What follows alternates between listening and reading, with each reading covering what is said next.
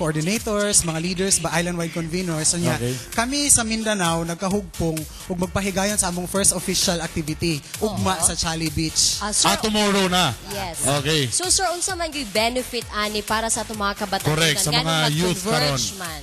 As far as our organization is concerned, ang among pagabuhaton ugma is to formulate policy recommendations that we can address to the government, to the local and national officials, in the hope of drawing their support. Like for example, maghimo baka sila og balaod nun, pinagi sa among pagbuhat og recommendation. Yan. So, sir- Bert, ako pa na si Robert. Bert, kanilang simple lang yung kayo. Kasi siyempre itong target mga young leaders, mga kabataan-unan.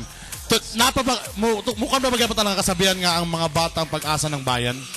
Sa pagkatinod, Bern, kana siya nga saying, Bern, dili na sa mahitabo nga tinuod kung kita mismo apathetic. So dapat ato nang i-defy ang apathy sa kabatanunan. Dapat kay programa sa gobyerno, ang ato lang atong i-avail, we need to have the courage. Joy, last lang, among guest speaker din si Congressman Bambi Imano, who happens also to be our sponsor sa Chali Beach. Ayan, so Thank you very much, Kong.